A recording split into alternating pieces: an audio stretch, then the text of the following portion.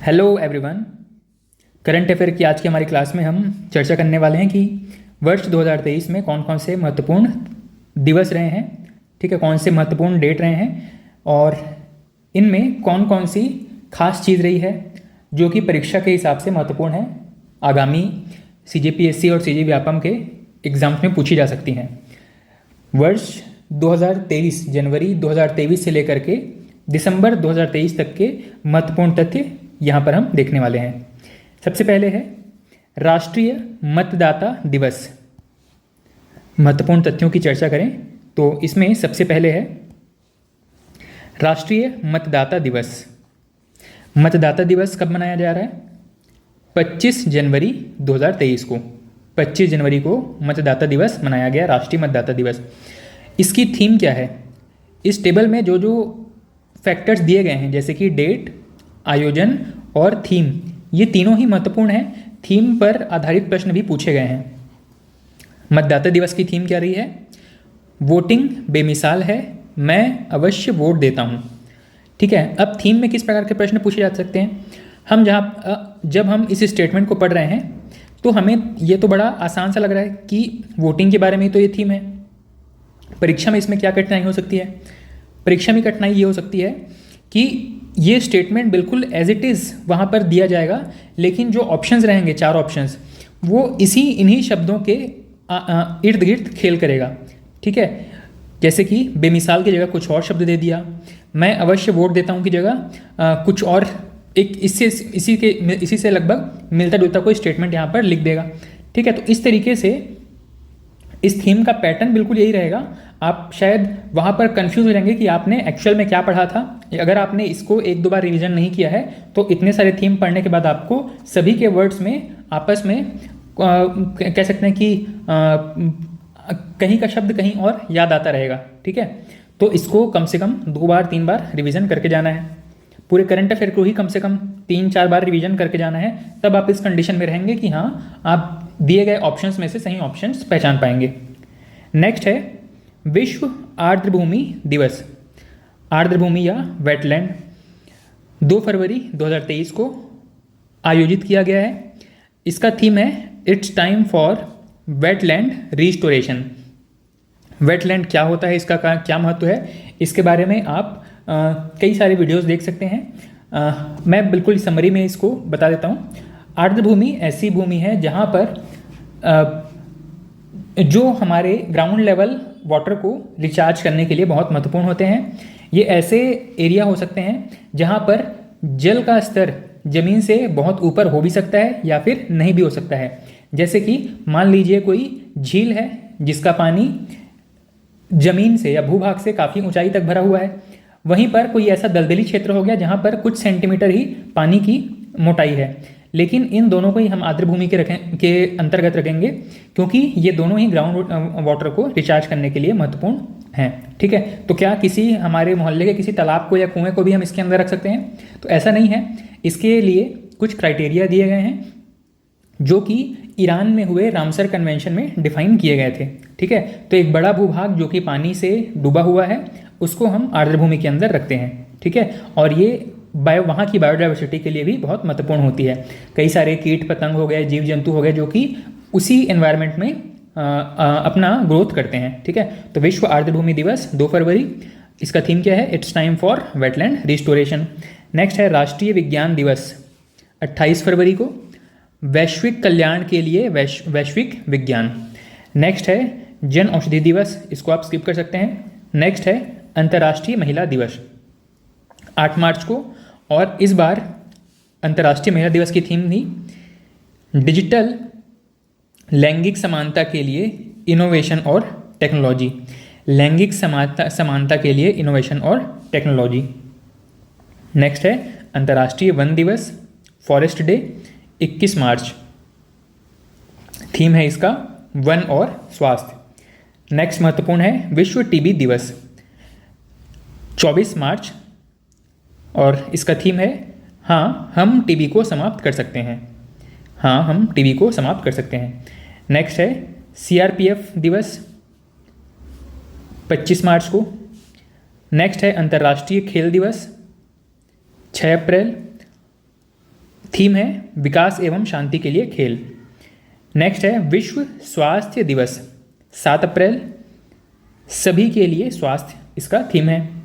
अगला महत्वपूर्ण है विश्व पर्यावरण दिवस।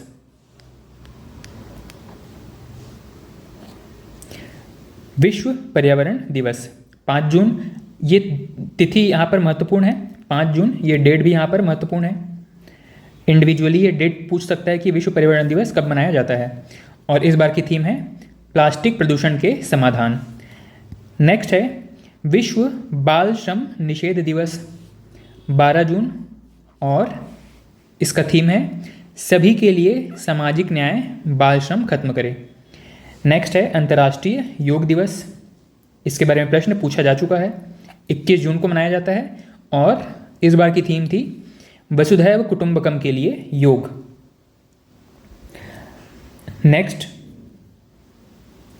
अंतर्राष्ट्रीय ओलंपिक दिवस, ये भी महत्वपूर्ण है। 23 जून को मनाया जाता है, और इस बार की थीम थे आओ आगे बढ़ें। नेक्स्ट है विश्व जनसंख्या दिवस 11 जुलाई को मनाया जाता है। नेक्स्ट विश्व युवा कौशल दिवस 15 जुलाई को। अच्छा, जनसंख्या दिवस के लिए थीम क्या है? एक ऐसी दुनिया की कल्पना करें जहां हम सभी 8 अरब लोगों का भविष्य आशाओं और संभावनाओं से भरपूर हो। जनरली इतने बड़े थीम्स एग्ज़ाम में नहीं पूछे गए हैं। इतने सारे एग्ज़ाम्स देने के बाद मैंने जनरली बहुत शॉर्ट वाले थीम्स के बारे में ही प्रश्न देखे हैं। ठीक है, तो यहाँ पे इस थीम को आप चाहें तो छोड़ सकते हैं। विश्व जनसंख्या दिवस जरूर याद रखिएगा, 11 जुलाई 2023, 11 जुलाई को विश्व जनसंख्या दिवस मनाया जाता है। नेक्स्ट है विश्व युवा कौशल दिवस 15 जुलाई को, इसका भी आप थीम स्किप कर सकते हैं। नेक्स्ट है अंतर्राष्ट्रीय युवा दिवस 12 अगस्त को। यहाँ पर थीम महत्वपूर्ण है green skills for youth, green skills for youth towards a sustainable world, green skills for youth towards a sustainable world. Next है विश्व ओजोन दिवस। ओजोन, इसके बारे में आपको साइंस में भी प्रश्न पूछे जा सकते हैं, और इसका जो दिवस है वो भी महत्वपूर्ण है 16 सितंबर को। मॉन्ट्रियल प्रोटोकॉल, मॉन्ट्रियल प्रोटोकॉल ये क्या है? विश्व में ओजोन संरक्षण से संबंधित एक आपका कह सकते हैं समझौता हुआ है, जिसको कि हम मॉन्ट्रियल प्रोटोकॉल के नाम से जानते हैं। इस बार की थीम है fixing the ozone layer and reducing climate change. Montreal protocol क्या है? ये एक समझौता है जिसके अंतर्गत इस वर्ष की थीम रखी गई है fixing the ozone layer and reducing climate change. Next है अंतर्राष्ट्रीय साक्षरता दिवस, 8 सितंबर को मनाया जाएगा, 8 सितंबर को ही मनाया जाता है, और इस बार की थीम थी परिवर्तनशील दुनिया में साक्षरता को बढ़ावा देना। ठीक है, नेक्स्ट है विश्व खाद्य दिवस, ये डेट महत्वपूर्ण है, 16 अक्टूबर को मनाया जाता है, और इस बार की थीम थी जल ही जीवन है, जल ही अन्न है। ठीक है, इसमें दोनों पर्पस सर्व करने का प्रयास किया गया है, मतलब फूड और वाटर दोनों को ही संरक्षण देने का, दोनों के मिसयूज़ को कम करने का ही प्रयास किया जाएगा इस थीम के द्वारा। नेक्स्ट है परिवहन दिवस, 26 नवंबर को मनाया जाता है, और इसका थीम था सतत परिवहन सतत विकास। नेक्स्ट है जनजातीय गौरव दिवस, 15 नवंबर को। थीम क्या है? बिरसा मुंडा जयंती को ही ये दिवस मनाया जाता है, थीम इसमें विशेष रूप से थीम कोई नहीं है। नेक्स्ट है संविधान दिवस, 26 नवंबर को मनाया जाता है। ये तो पॉलिटी अगर आप पढ़ चुके हैं तो संविधान दिवस के बारे में ही पता होगा ही आपको। संविधान दिवस, स्वतंत्रता दिवस और गणतंत्र दिवस, तीनों के रीजंस आपको पता होने चाहिए, तीनों में क्लियर कट डिफरेंस आपको पता होना चाहिए। नेक्स्ट है महारत्न कंपनियां। भारत में कंपनियां एक निश्चित टर्नओवर या एक निश्चित साइज से अगर बहुत बड़ी हो जाए, ऐसी कंडीशन में उन्हें बहुत सारे निर्णय लेने की स्वायत्तता दी जाती है। इसी में ही इनको दिए गए फ्रीडम और इनके ओवरऑल टर्नओवर या प्रॉफिट साइज़ के हिसाब से भारत में 3 कैटेगरी में इनको बांटा जाता है। जो कंपनियां बहुत अच्छा परफॉर्मेंस कर रही होती हैं उनको 3 कैटेगरी में बांटा जाता है। एक है नवरत्न, उसके ऊपर हो मिनी रत्न और सबसे ऊपर होता है महारत्न। जैसे कि भारत में हम जो सिविलियन अवार्ड्स देते हैं, पद्मश्री, पद्म भूषण, पद्म विभूषण, उसी तरीके से ये कैटेगरी है हमारे जो बड़ी बड़ी कंपनियां हैं उनसे संबंधित। ठीक है, कोई कंपनी शुरू में एक नवरत्न कंपनी के रूप में मान्यता प्राप्त कर सकती है, उसके बाद में मिनी रत्न के रूप में उसको आगे प्रमोट किया जा सकता है और उसके बाद में महारत्न के रूप में उसको दर्जा दिया जा सकता है। ठीक है, तो महारत्न कंपनियों के बारे में क्या चीज़ महत्वपूर्ण है, तो इस बार वर्ष 2023 में, अगस्त 2023 में petroleum and Natural gas sector की कंपनी, इसका नाम क्या है, ऑयल इंडिया लिमिटेड, इस कंपनी को महारत्न कंपनी का दर्जा दिया गया।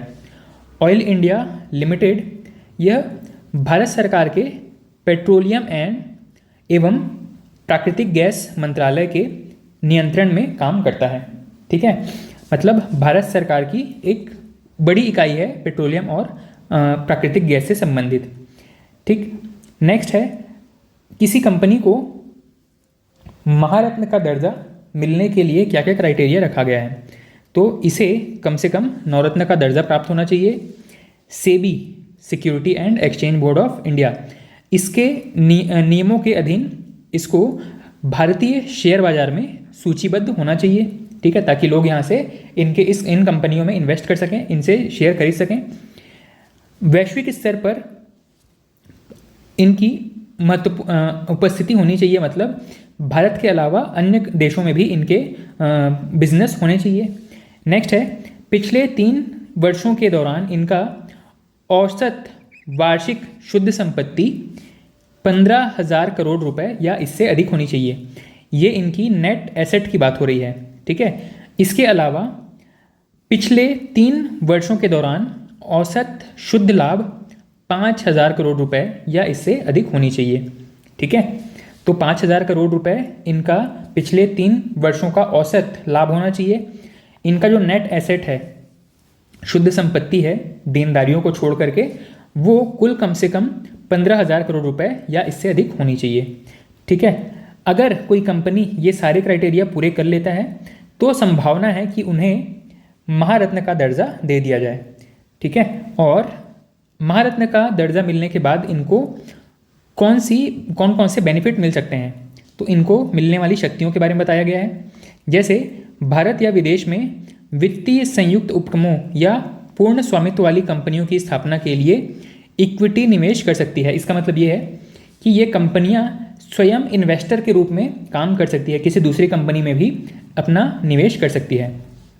नेक्स्ट है, किसी एक परियोजना के लिए संबंधित सीपीएसई की निवल संपत्ति के 15% की सीमा तथा 5,000 करोड़ रुपए की पूर्ण सीमा के साथ भारत एवं विदेशों में विलय तथा अधिग्रहण करने का अधिकार होगा।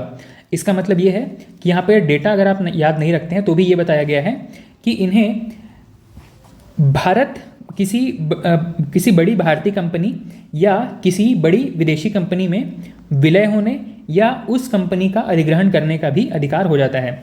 अदरवाइज अगर कोई कंपनी महारत्न कंपनी नहीं है तो उन्हें भारत सरकार के बहुत सारे नियमों कानूनों के अंतर्गत रहते हुए उनका विलय या अधिग्रहण किया जा सकता है। लेकिन कोई महारत्न कंपनी जो है वो अपने हितधारकों का, अपने इन्वेस्टर्स के हितों का ध्यान रखते हुए किसी कंपनी में विलय कर सकती है या किसी कंपनी को अपने में मिला सकती है। इसका मतलब है कि वो उस कंपनी को एक्वायर कर सकती है। ठीक है, उस कंपनी में स्वामित्व खरीद सकती है। तो यहाँ पे इस टेबल में भारत में अभी तक, मतलब दिसंबर 2023 तक जितने भी महारत्न कंपनियां हैं इनका एक लिस्ट दिया गया है। और आपको ये समझ में आ रहा होगा कि महारत्न कंपनियां देने का जो शुरुआत है 2010 से किया गया है। तो एक बहुत सिंपल सा प्रश्न पूछा जा सकता है कि भारत में महारत्न कंपनी का दर्जा देने की शुरुआत कब से की गई है, तो 2010 से। आइए इसमें जितने भी 13 महारत्न कंपनियां हैं इनको हम एक बार सरसरी निगाह से देख लेते हैं। इन कंपनियों का नाम याद रखना सबसे महत्वपूर्ण है। इसके अलावा जो लास्ट के 3 कंपनियां हैं इनके बारे में थोड़ा सा डिटेल याद रखना ज़रूरी है कि इनको महारत्न का दर्जा कब मिला है, क्योंकि हाल ही में कह सकते हैं कि महारत्न कंपनियों का दर्जा देने का जो फ्रीक्वेंसी है वो काफ़ी बढ़ गया है। अभी आप देख रहे हो कि कंटिन्यू 2021, 22, 23 में एक एक कंपनियों को महारत्न का दर्जा दिया गया है, लेकिन इससे पहले 2010 के 11 के बाद में बहुत लंबे अंतराल के बाद में 13 हो गया, 17 हो गया, 19 हो गया, इस तरीके से काफ़ी अंतराल के बाद में किसी कंपनी को महारत्न का दर्जा दिया जाता था। इसका रीज़न भी क्या है, अभी इतने कंपनियों को महारत्न का दर्जा क्यों मिल रहा है, क्योंकि इंडिया की इकोनॉमी का साइज कंटिन्यू एक्सपैंड हो रहा है। इस चीज़ की हम चर्चा किसी और क्लास में कर सकते हैं। फिलहाल यहाँ पर हम इस लिस्ट में से कंपनियों के नाम देख सकते हैं। सबसे पहला है IOCL, Indian Oil Corporation Limited. Next है NTPC, National Thermal Power Corporation. Next है ONGC, Oil and Natural Gas Corporation. SAIL, Steel Authority of India Limited. Next है CIL, Coal India Limited. Next है भेल, Bharat Heavy Electronics Limited. Next है GAIL, Gas Authority of India Limited. Next BPCL, Bharat Petroleum Corporation Limited. Next HPCL, Hindustan Petroleum Corporation Limited. Next है PGCIL, Power Grid Corporation of India limited. और अभी हाल ही में जो last के 3 हैं, मतलब 11वां, 12वां और 13वां, ये कौन कौन से हैं? इसमें है PFC, Power Finance Corporation. REC, Rural Electrification Corporation. और Oil India Limited, OIL, Oil India Limited. ठीक है, तो इस प्रकार से अभी हाल ही में 2021, 22 और 23 में ये 3 महारत्न कंपनियां हैं, जिसमें से वर्ष 2023 में 13वां महारत्न कंपनी के रूप में OIL, इसे महारत्न का दर्जा दिया गया है। ठीक है, और इसका हेड ऑफिस कहाँ पे है? नोएडा में। ठीक है, अच्छा, इसकी स्थापना के बारे में भी हाल में, क्योंकि इसको हाल ही में महारत्न का दर्जा मिला है, इसलिए इसके बारे में पूछा जा सकता है कि ऑयल इंडिया लिमिटेड की स्थापना कब की गई है? 1959 में। और जो लोग इकोनॉमी कंप्लीट कर चुके हैं, इंडियन इकोनॉमी जो लोग कंप्लीट कर चुके हैं, वो इसके बारे में बताएंगे कि 1959 किस 5 ईयर प्लान का हिस्सा है। चलिए नेक्स्ट देखते हैं कि इस साल कौन से महत्वपूर्ण व्यक्ति रहे हैं जिनके निधन हुए हैं। ठीक है, नेशनल या इंटरनेशनल लेवल पर कौन से प्रमुख व्यक्ति रहे हैं जिनका इस साल निधन हुआ है। इस क्रम में सबसे पहले हैं जस्टिस M फातिमा बीवी, भारत की पहली महिला सुप्रीम कोर्ट जज या CJI रह चुकी हैं। M फातिमा बीवी भारत के सर्वोच्च न्यायालय की पहली महिला न्यायाधीश। ठीक है, पहली महिला न्यायाधीश होने का इनको गौरव प्राप्त है। नेक्स्ट है इयान विल्मट, ये वैज्ञानिक रह चुके हैं, इनको आप स्किप कर सकते हैं। नेक्स्ट है अरुण कुमार सिन्हा, SPG के प्रमुख। नेक्स्ट है रमेश कुंतल मेघ, इनका नाम याद रखिएगा, रमेश कुंतल मेघ। ये साहित्य अकादमी पुरस्कार से सम्मानित हैं। ठीक है, साहित्य के क्षेत्र में काफ़ी काम कर चुके हैं। इनकी कई किताबें जो है वो कई सारे अवार्ड्स जीत चुकी हैं। नेक्स्ट विट्ठल राव गदर, इनको स्किप कर सकते हैं। नेक्स्ट है बिंदेश्वरी पाठक। नेक्स्ट ओमन चांडी, केरल के मुख्यमंत्री रह चुके हैं ओमन चांडी। नेक्स्ट सुलोचना लाटकर, ये महत्वपूर्ण है, अभिनेत्री रह चुकी हैं। नेक्स्ट निर्मला बुच, मध्य प्रदेश की पहली महिला मुख्य सचिव रह चुकी हैं। नेक्स्ट हैं KM वासुदेवन नंबूदरी, प्रसिद्ध चित्रकार रह चुके हैं केरल के, इनका नाम महत्वपूर्ण है, वासुदेवन नंबूदरी, प्रसिद्ध चित्रकार। नेक्स्ट हैं आमिर रजा हुसैन, इनको स्किप कर सकते हैं। नेक्स्ट है प्रकाश सिंह बादल, इनका नाम महत्वपूर्ण है, राजनीति में पिछले 2 साल से काफ़ी न्यूज़ में थे, पंजाब के पूर्व मुख्यमंत्री रह चुके हैं। ठीक है, इस साल पंजाब के, अभी वर्तमान में पंजाब के मुख्यमंत्री कौन है आप बताएंगे, आम आदमी पार्टी से संबंधित हैं। ठीक है, नाम आप खोज के बताएंगे। नेक्स्ट है यहाँ पे जेमिनी शंकरन, स्किप कर सकते हैं। नेक्स्ट महत्वपूर्ण व्यक्ति हैं तारिक फतेह, पाकिस्तानी मूल के लेखक एवं पत्रकार तारिक फतेह, इनका नाम याद रखिएगा। नेक्स्ट सतीश जैन, सतीश जैन अभिनेता निर्माता रह चुके हैं। नेक्स्ट प्रदीप सरकार बॉलीवुड निर्देशक रह चुके हैं, इनका नाम स्किप कर सकते हैं। नेक्स्ट है गार्डन मूर, ये बहुत महत्वपूर्ण है। गार्डन मूर सेमीकंडक्टर उद्योग के जनक। गार्डन मूर सेमीकंडक्टर क्या है इसके बारे में आप सभी को पता होगा। आप मोबाइल, डिजिटल वॉच या स्मार्ट वॉच या जो भी आज के टाइम पे जो भी इलेक्ट्रॉनिक्स गैजेट यूज़ करते हैं सभी में सेमीकंडक्टर्स का उपयोग होता है। और सेमीकंडक्टर बनाने की जो शुरुआत है कंपनीज़ में या फैक्ट्रीज में, तो इसकी शुरुआत की थी गार्डन मूर ने, सेमीकंडक्टर उद्योग के जनक।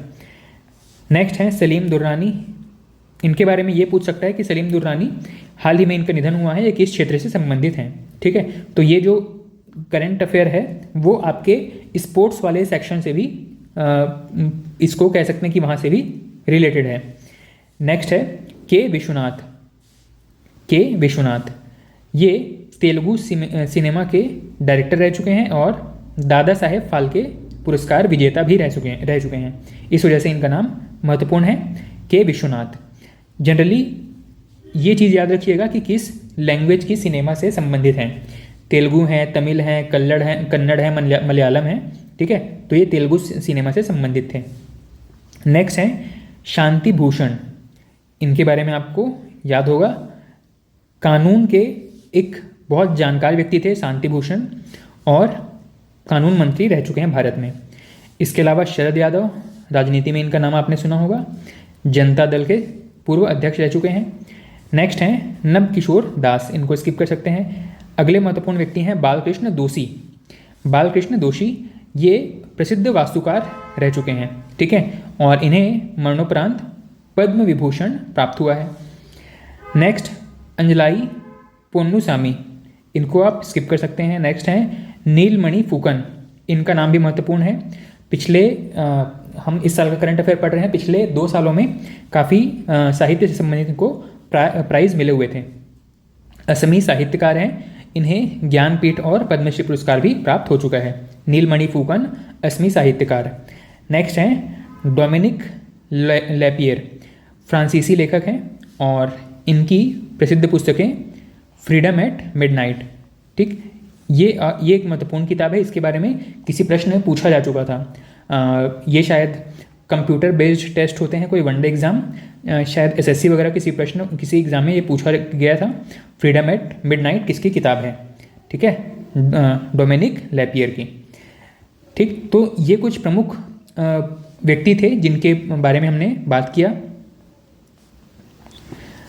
एम फातिमा बीवी, रमेश कुंतल मेघ, ओमन चांडी, सुलोचना लाटकर, वासुदेवन नंबूदरी, प्रकाश सिंह बादल, तारिक फतेह, सतीश जैन, गार्डन मूर, सलीम दुर्रानी, के विश्वनाथ, शांति भूषण, शरद यादव, बालकृष्ण दोषी, नीलमणि फुकन, डोमिनिक लैपियर, ये महत्वपूर्ण व्यक्ति हैं। इनके कम से कम इतने व्यक्तियों के बारे में आपको पता होना चाहिए कि हाल ही में इनका निधन हुआ है और किस क्षेत्र से संबंधित व्यक्ति थे, क्यों फेमस थे, इतनी सी चीज़ आपको याद रहनी चाहिए कम से कम। नेक्स्ट है भारत में इस साल कौन कौन से प्रमुख युद्धाभ्यास हुए हैं।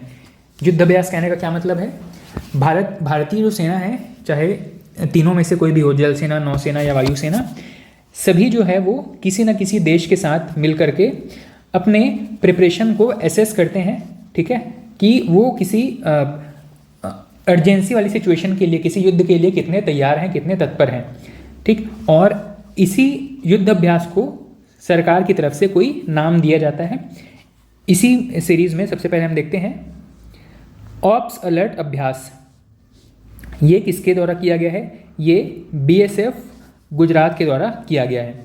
नेक्स्ट है, अच्छा इसमें आपको याद रखना है कि कुछ ऐसे युद्ध अभ्यास भी हैं जो कि भारतीय सैनिक ही आपस में कर रहे होते हैं, जैसे कि नौसेना, जल सेना, वायुसेना, नौसेना हो गया, थल सेना हो गया, वायुसेना हो गया, ये लोग आपस में मिलकर ही कोई युद्ध अभ्यास कर सकते हैं।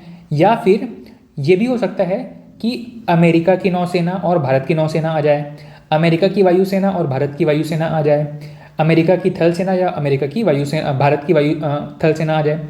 इस प्रकार से कोई भी परमुटेशन कॉम्बिनेशन हो सकता है, ठीक है, किसी भी प्रकार का कॉम्बिनेशन हो सकता है। और ये भी हो सकता है कि भारत के अलावा मतलब एक दो देशों के अलावा कोई तीसरा देश भी इस युद्ध अभ्यास में शामिल हो, ठीक है, तो मल्टी कंट्री वाला भी युद्ध अभ्यास हो सकता है। कुल मिलाकर के इसका उद्देश्य क्या होता है, सभी कंट्रीज अपनी अपनी पावर शो करें और सामने वाली कंट्री से कुछ नया सीख सकें, ठीक है। इसी वजह से अलग अलग कंट्रीज आपस में मिलकर के युद्ध अभ्यास कर रही होती हैं हर साल।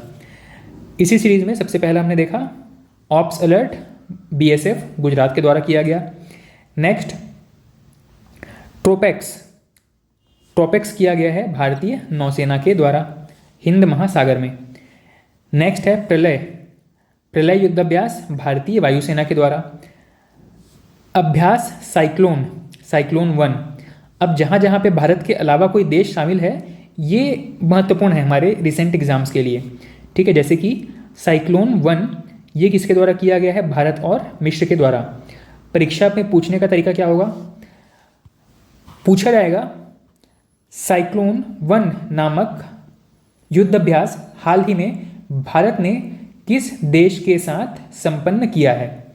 ऑप्शन दे देगा, मिस्र हो गया, जापान हो गया, उज्बेकिस्तान हो गया या फ्रांस हो गया। इस तरीके से आपको ऑप्शन दे देगा।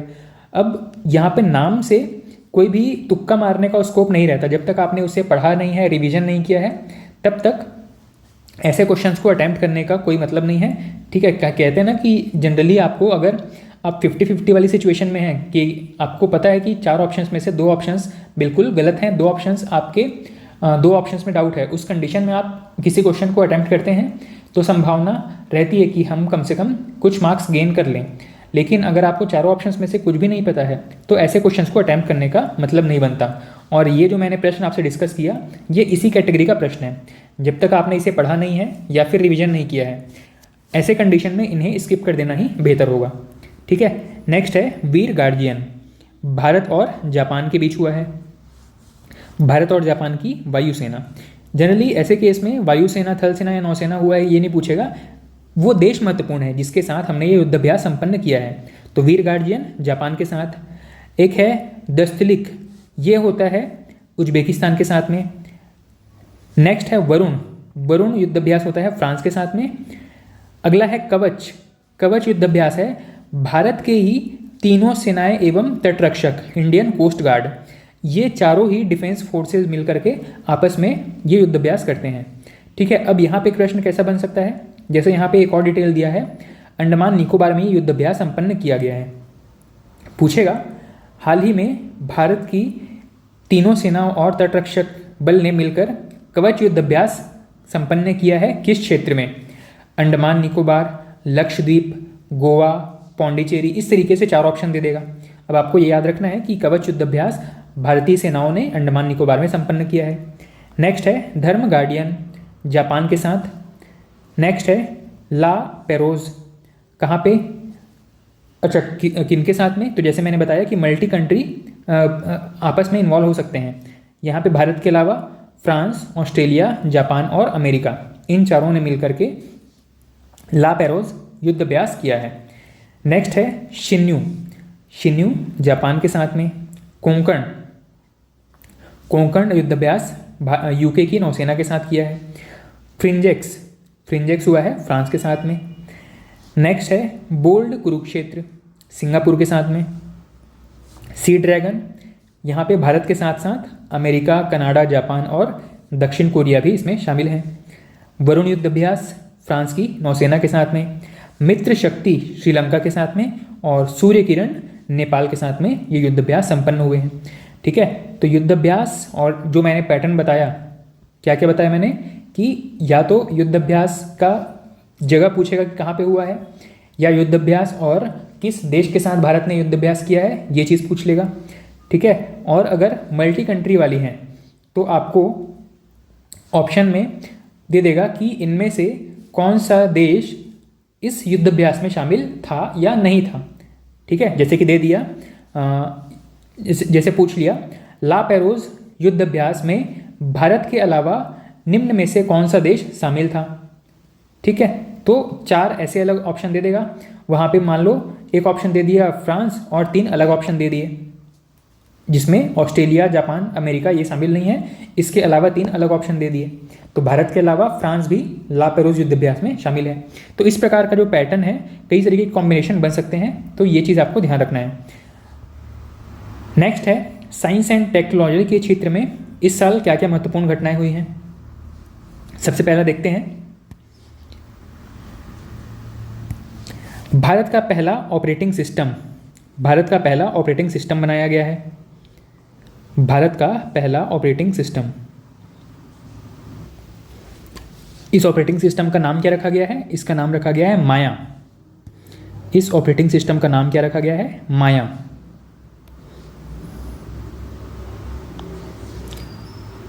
ठीक है, तो भारत का पहला ऑपरेटिंग सिस्टम ये कंप्यूटर के लिए है। ठीक है, इसका नाम क्या रखा गया है? माया। और ऐसा ही एक ऑपरेटिंग सिस्टम बनाया गया है किसके लिए? आपका मोबाइल के लिए। उसका नाम क्या रखा गया है? भार ओएस। उस ऑपरेटिंग सिस्टम का नाम रखा गया है भार ओएस। ठीक है, तो यहाँ पे कंप्यूटर वाले ऑपरेटिंग सिस्टम की बात की जा रही है। भारत का पहला ऑपरेटिंग सिस्टम माया, इसको डेवलप किया है किसने? DRDO, CDEC और NIC ने मिलकर के। इसका उपयोग क्या है? साइबर सुरक्षा तंत्र को मजबूती देने के लिए। ठीक है, साइबर सुरक्षा के लिए, साइबर सुरक्षा को मजबूत करने के लिए यह ऑपरेटिंग सिस्टम डेवलप किया गया है। 15 अगस्त 2023 तक रक्षा मंत्रालय के इंटरनेट से जुड़े सभी कंप्यूटरों को माइक्रोसॉफ्ट की जगह माया ऑपरेटिंग सिस्टम इंस्टॉल करने का निर्देश दिया गया है। मतलब जो भी सरकारी ऑर्गेनाइजेशन में या जो भी क्रिटिकली जहाँ जो सुरक्षा की दृष्टि से बहुत क्रिटिकल ऑर्गेनाइजेशन है, वहाँ पे माइक्रोसॉफ्ट की जगह हम माया ओएस यूज़ करने वाले हैं। नेक्स्ट, युद्धपोत महेंद्रगिरी।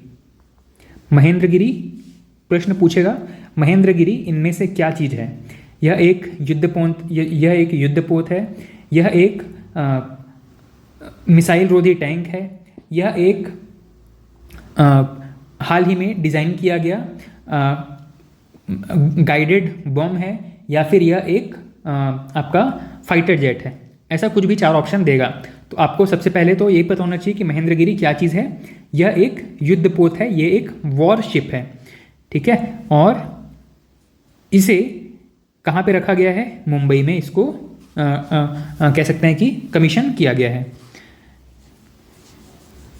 इसके बारे में बस यही चीज़ महत्वपूर्ण है। नेक्स्ट है भारतीय नौसेना के पोत Y3024 विंध्यगिरी। एक और नौसैनिक पोत है विंध्यगिरी। इसके निर्माता कंपनी कौन है? Garden rich ship builders. कहाँ की कंपनी है ये? कोलकाता की। ठीक है, तो महेंद्रगिरी यह एक युद्धपोत है और विंध्यगिरी यह एक नौसैनिक पोत है। नेक्स्ट है राष्ट्रीय क्वांटम मिशन। क्वांटम कंप्यूटिंग के बारे में आपने सुना होगा। ठीक है, क्वांटम कंप्यूटिंग क्या है, इसके बारे में आपको ज़्यादा डिटेल चाहिए तो आप यूट्यूब में बस ये कीवर्ड डालेंगे क्वांटम कंप्यूटिंग मिशन, तो आपको कई सारे वीडियोस वहाँ पर, डिटेल्ड वीडियोस वहाँ पर मिल जाएंगे। फिलहाल हम ये देख लेते हैं कि क्वांटम मिशन के बारे में क्या क्या महत्वपूर्ण फैक्ट्स हैं हमारे रिसेंट एग्जाम्स के लिए। क्वांटम मिशन के बारे में आपको पता है कि ये कैलकुलेशन का बहुत एक फास्ट मीडियम है। नॉर्मली आज के समय में हमारे जो कंप्यूटर हैं वो बाइनरी के हिसाब से काम करते हैं, बाइनरी बिट्स पे काम करते हैं। क्वांटम कंप्यूटिंग में कंप्यूटर्स की स्पीड कहीं ज़्यादा इम्प्रूव हो सकती है आपके बाइनरी कंप्यूटर की तुलना में। ठीक है, यहाँ पे इसका उद्देश्य क्या है? इसका उद्देश्य है वैज्ञानिक और औद्योगिक अनुसंधानों को पोषित करने के लिए। मतलब जो साइंटिफिक या फिर इंडस्ट्रियल रिसर्च हो रहे हैं उनको ज़्यादा बेहतर तरीके से करने के लिए ही नेशनल क्वांटम मिशन को मंजूरी दी गई है। नेक्स्ट है पनडुब्बी रोधी पोत। इसका नाम क्या है? एंड्रोथ।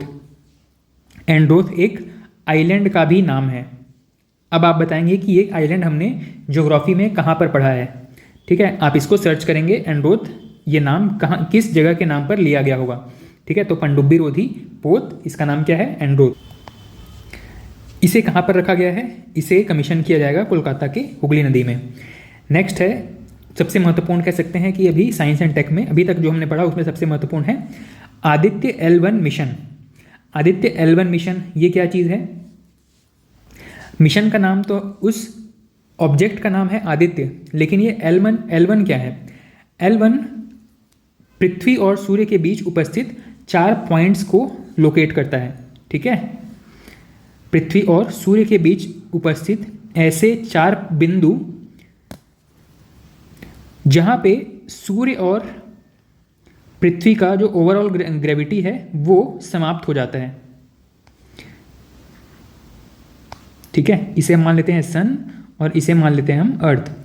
ठीक, तो सन और अर्थ के बीच कुछ ऐसे पॉइंट हैं, ये टोटल अपनी संख्या में देखें तो ये टोटल ऐसे 5 पॉइंट हैं जहां पे सूर्य और पृथ्वी की ग्रेविटी की वजह से कोई ऑब्जेक्ट बिल्कुल स्टैटिक कंडीशन में रह सकता है। उन पे जब तक कोई एक्सटर्नल फोर्स नहीं लगाएंगे तब तक वो अपने स्थान पर बने रहेंगे।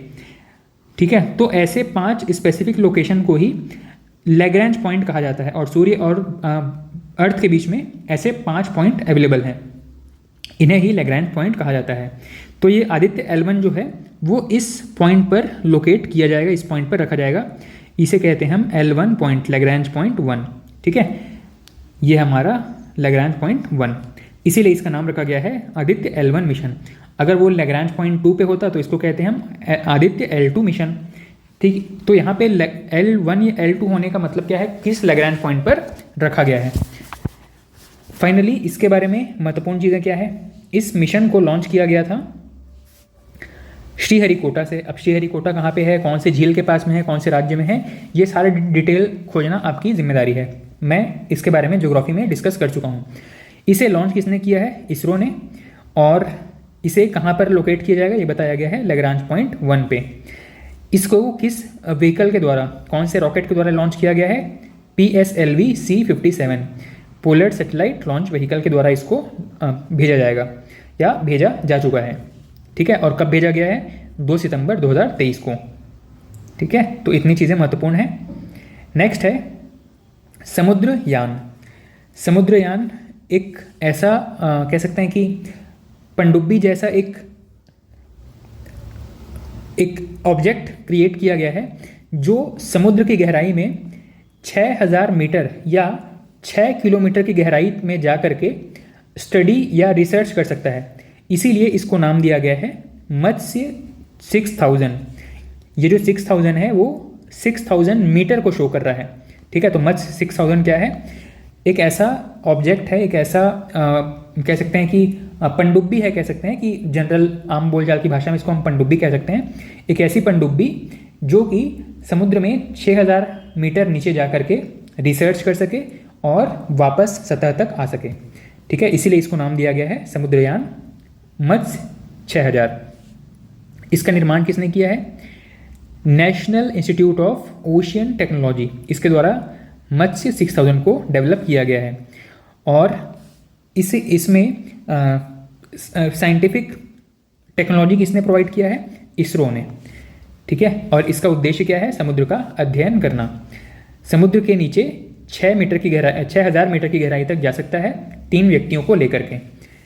नेक्स्ट, डिफेंस टेक्नोलॉजी में क्या कुछ हो रहा है इसके बारे में देखते हैं, प्रश्न पूछे जाते हैं यहाँ से भी।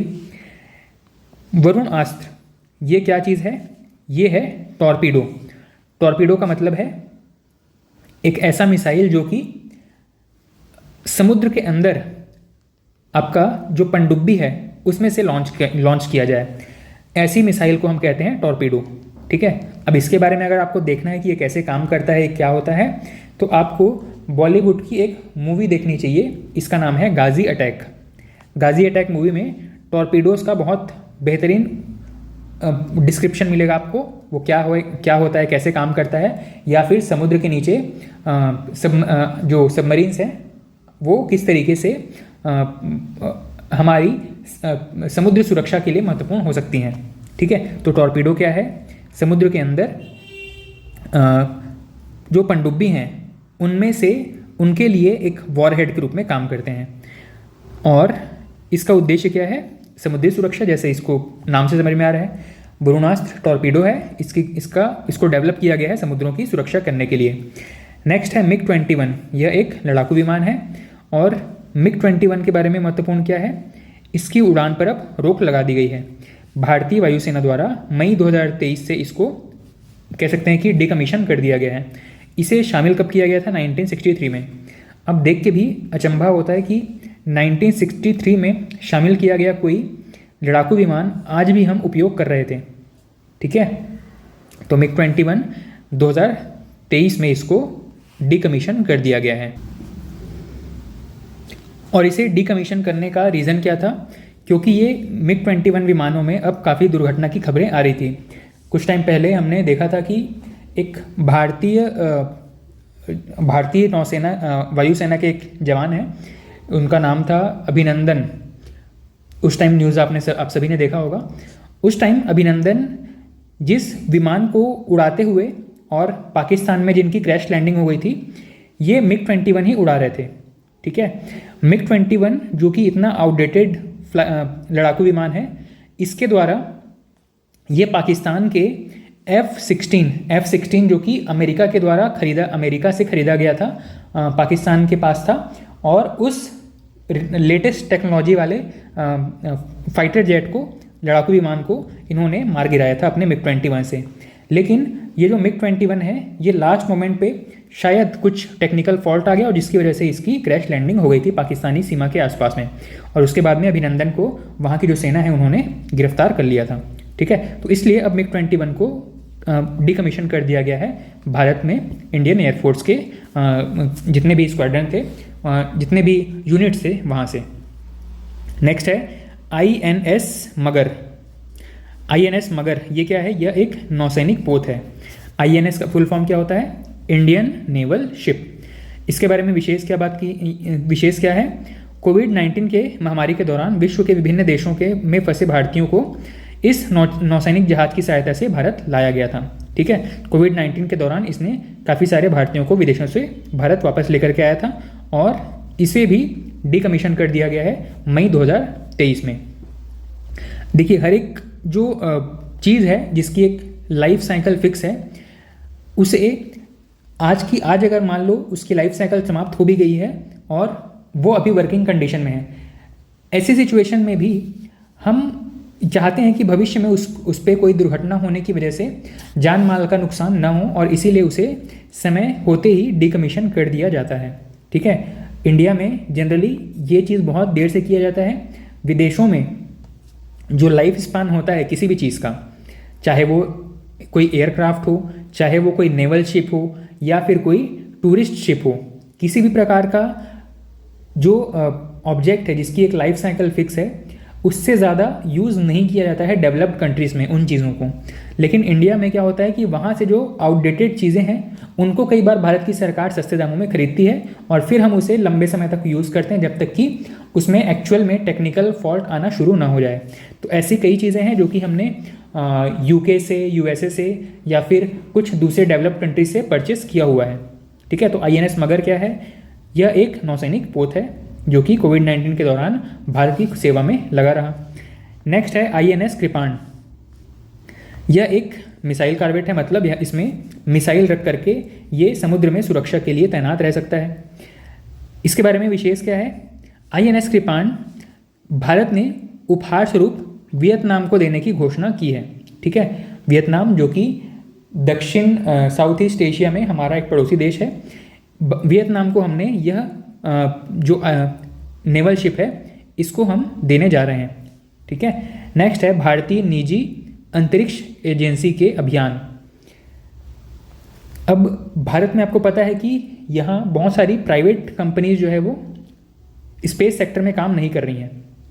जनरली इसरो एकमात्र ऐसी संस्था है भारत में जो स्पेस सेक्टर में काम कर रही है, लेकिन हाल ही में कई प्राइवेट अंतरिक्ष एजेंसी जो है वो उभर करके आई हैं और सरकार इन्हें प्रमोट कर रही हैं कि वो भी अंतरिक्ष के सेक्टर में या स्पेस के सेक्टर में नए नए रिसर्च करें, डेवलप करें।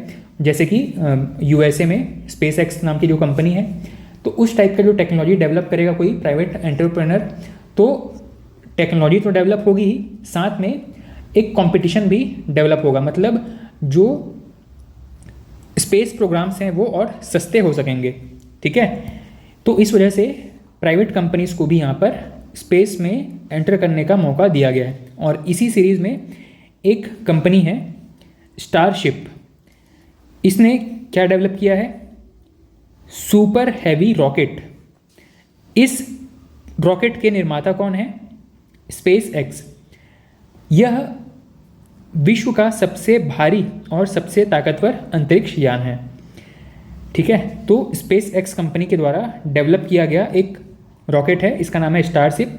यह एक सुपर हैवी रॉकेट है और स्पेस एक्स क्या है, एलन मस्क की एक प्राइवेट कंपनी है। ठीक है, यहाँ पे भारतीय लिखना ठीक नहीं है, यहाँ पे सारे कंपनीज भारतीय नहीं हैं। ठीक है, जैसे कि ये स्पेस एक्स जो है वो यूएसए की कंपनी है। तो विश्व का सबसे भारी और सबसे ताकतवर अंतरिक्ष यान या रॉकेट कौन सा है, स्टारशिप। एग्जाम में क्या पूछेगा, एग्जाम में सीधा सा पूछेगा स्टारशिप हाल ही में चर्चा में रहा है, यह क्या चीज़ है। तो आपको पता होना चाहिए कि यह एक रॉकेट है और रॉकेट की खासियत क्या है कि ये सबसे भारी और सबसे ताकतवर है अभी तक। जब आप एग्जाम दे रहे होंगे, अगले साल को एग्जाम दे रहे होंगे, हो सकता है तब तक ये करंट अफेयर अपडेट हो चुका हो। नेक्स्ट है जुपिटर 3 उपग्रह। जुपिटर 3 उपग्रह यह क्या चीज़ है, नाम से ही समझ में आ रहा है कि यह एक सैटेलाइट है। इसको बनाया या डिज़ाइन किसने किया है, स्पेस एक्स ने। और इसे किस रॉकेट से भेजा गया है स्पेस में, इसे भेजा गया था फाल्कन हैवी रॉकेट से। ठीक है, और जुपिटर 3 नाम से समझ में आ रहा है कि इसको जुपिटर पर भेजा गया होगा। ठीक है, नेक्स्ट है धवन 2। यह एक 3D प्रिंटेड क्रायोजेनिक इंजन है। इसमें कीवर्ड्स पे ध्यान दीजिएगा। धवन 2 ये किसी व्यक्ति के नाम पर रखा गया है। किसके नाम पर रखा गया है, सतीश धवन जी के नाम पर रखा गया है, जिनके नाम पर श्रीहरिकोटा का अंतरिक्ष केंद्र है। सतीश धवन अंतरिक्ष केंद्र श्रीहरिकोटा में है ना, जहाँ से सैटेलाइट लॉन्च किए जाते हैं। तो धवन 2 नाम रखा गया। ठीक है, तो ये नाम से समझ में आ गया धवन 2 मतलब ये सेकंड एडिशन रहा होगा इस इंजन का। ठीक है, फर्स्ट एडिशन हो सकता है फेल हो गया होगा या पार्शियली सक्सेसफुल रहा होगा, तो ये इसका सेकंड वर्जन है धवन 2। ये नाम समझ में आ गया। 3D प्रिंटिंग आपको पता ही है, प्रिंटिंग का एक नया मेथड है। हाल ही में कुछ पिछले 10 सालों में प्रिंटिंग की एक नई टेक्नोलॉजी विकसित हुई है जिसको हम कहते हैं 3D प्रिंटिंग। तो 3D प्रिंटिंग के द्वारा एक ऐसा इंजन डेवलप किया गया है जो कि क्रायोजेनिक टाइप का है। अब क्रायोजेनिक मतलब क्या है, क्रायोजेनिक एक ऐसा साइंस है जिसमें कि चीज़ों को हम एक्सट्रीम कोल्ड टेम्परेचर पर स्टडी करते हैं। क्रायो का मतलब होता है बहुत ठंडा या परमानेंट जमा हुआ, परमानेंट फ्रॉस्टेड। परमानेंट कोई जमा हुआ है बर्फ के रूप में, ऐसी सिचुएशन को हम कहते हैं क्रायो। और क्रायोजेनिक इंजन का मतलब है कि जो बहुत कम तापमान पर काम कर सके। ठीक है, तो इस पूरे स्टेटमेंट का मतलब आपको समझ में आ गया। धवन 2 ये क्या चीज़ है, यह एक 3D प्रिंटेड क्रायोजेनिक इंजन है। एग्जाम में सीधा सा वन लाइनर फैक्ट क्या पूछेगा या पूछ सकता है कि धवन 2 हाल ही में डेवलप किया गया एक इंजन है, यह किस प्रकार का इंजन है। ठीक है, तो यह एक 3D प्रिंटेड क्रायोजेनिक इंजन है। इसके निर्माता कौन है, स्काई रूट एरोस्पेस। यह एक भारत की एक प्राइवेट कंपनी है। ठीक है, नेक्स्ट है PSLV C56। PSLV क्या है, PSLV का फुल फॉर्म है polar satellite launch vehicle. Bharat में जो लॉन्च व्हीकल्स होते हैं या जो रॉकेट होते हैं, इनको हम PSLV के नाम से जानते हैं। अलग अलग नाम होते हैं, इसी में एक कैटेगरी है पोलर सैटेलाइट लॉन्च व्हीकल।